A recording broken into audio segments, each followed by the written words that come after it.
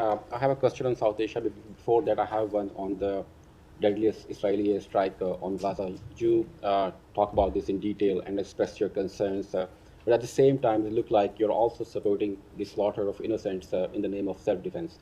New polls show that majority of Americans, especially the young Americans, disapprove Israeli actions in Gaza. Um, how do you explain this to Americans? Because their taxpayers' money, U.S. government is providing bombs, small arms, and other forms of aid to Israel. So And I and secondly, sir, how would you define the current policy of this administration, which is like keep expressing concerns and keep providing bombs? So first, I think I would just reject the overall premise of that question. I could not disagree with it more. Let me just be very clear. Any number above zero of civilian lives lost is wholly unacceptable to us. Um, it is deeply, deeply troubling and unfortunate that we find ourselves in a scenario where we have a belligerent like Hamas that continues to use civilians as human shields, that continues to utilize civilian infrastructure and what should be protected facilities as safe haven.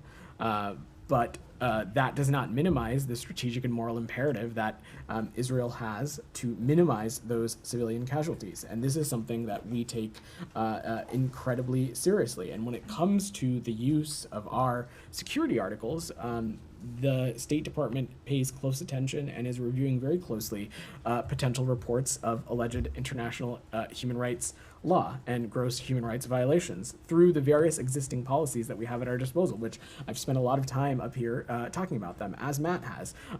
Examples include the Lehi Veti Forum, for example, guidance that is detailed under the U.S. conventional arms transfer policy, reviewing credible reports of civilian harm potentially caused by U.S. origin end items through the CHURG process, and other designations and actions that we have at our disposal. And we'll continue that line of effort. The former Bangladeshi Prime Minister Sheikh Hasina accused the United States. I know you talked about the attack on the Tabein school yesterday, but the Secretary General of the United Nations, Mr. Guterres, condemned in no uncertain terms what happened, the attack, the massacre of Tabein school. Would the United States do the same thing? Do you agree that such an act is thoroughly condemnable? Said, we of course mourn the loss of any civilian life, and over the course of this conflict, too many civilians have been killed.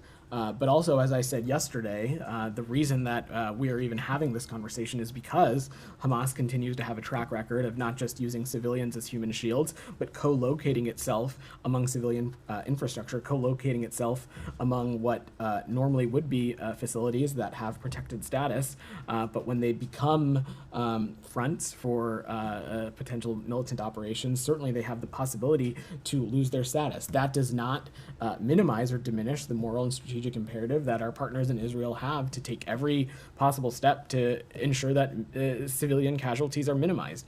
Both of those things can be true. So do you have any evidence that actually militants were there at the Tabein school? As we said yesterday, Said, we have been in close touch with the IDF on this and continue to discuss with them. But I will also let them speak to their own military operations. I understand, but you know what you're saying that they have a track record, but that is dependent on what the Israeli army says, correct? This is their operation. I will let them speak to it. Now, a couple more questions on the New York Times is reporting that Israel is less flexible now on the negotiations. Seems that, and in fact, by statements by the Prime Minister himself and statement by the Defense Minister, Yoav Gallant, saying that the Israeli Prime Minister has really backtracked from the position on the proposal that you mentioned on May 31 by the President. So, do you think that the Israelis have backed down, or at least the Prime Minister has backed down from what he's agreed to earlier? I'm just not going to categorize it, Said, and answering Sean's question or our new colleague's question. I said that I'm not going to get into the specifics of this ongoing negotiating process. I can tell you that the reason that the United States continues to lead on this and engage on this is because we believe it is vitally important to the region. And again, I will just note that when it comes to our partners in Israel, they've indicated that they will have a team present to continue to finalize on implementing this deal. But beyond that, I'm just not going to get into specifics.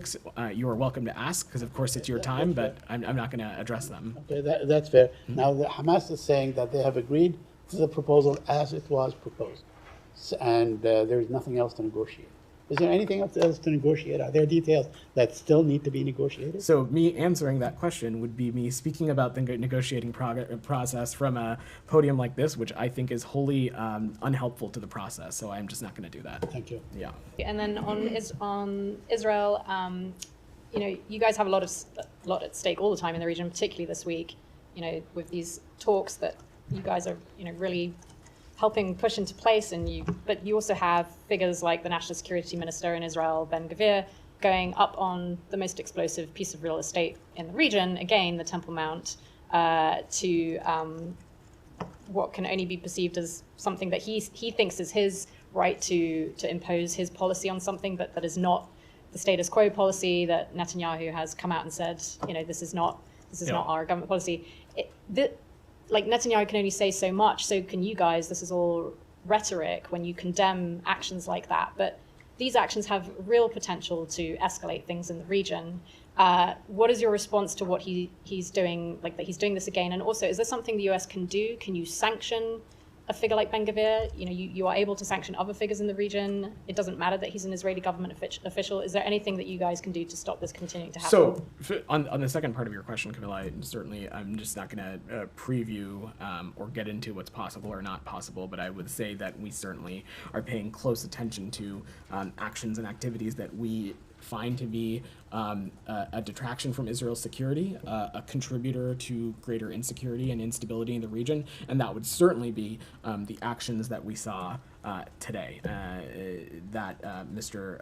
Ben Gvir participated in. Even the Prime Minister's office itself made clear that the events of this morning are a deviation from what is Israeli policy and a deviation from the status quo. And let me just say clearly that the United States stands firmly for preservation of the historic status quo with respects to the holy sites of Jerusalem. And any unilateral action, which this would be any unilateral action like this that jeopardizes such a status quo is unacceptable. And not only is it unacceptable, it detracts from what we think is a vital time as we are working to get this ceasefire deal across the finish line. It detracts from what our stated goal is for the region, which is a two-state solution, a Palestinian state and an Israeli state that's side by side, living in with dignity and harmony. We recognize how important the holy site is, so we urge all sides to respect the status quo, but certainly actions like this they detract from that, and not only do they detract from that, we find them to be unacceptable. Said, go ahead. Thank you, Vedant. First, on the Secretary's trip, what does he hope to achieve this time around that he was not able to achieve in the past 8 trips? Well, Said, I don't have any travel for Secretary Blinken to preview at the moment. What I can say is that as it relates to the Middle East region, the Secretary is laserly focused and engaged on the region through calls with his counterparts, through calls with other leaders. He has been working the phones for the past number of weeks, continuing to echo the same message, which is we are close to getting this ceasefire deal across the finish line. It is vital for the release of the remaining hostages, including American citizens. It is vital for a surge in humanitarian assistance, which we believe will help alleviate the suffering that we're seeing in Gaza. And it is vital to help get this region out of this endless cycle of violence. He made that clear to a number of counterparts that he's spoken to in the past few days, and I expect those kinds of conversations and diplomacy to continue, Said, but I don't want to preview or get ahead of any potential travel.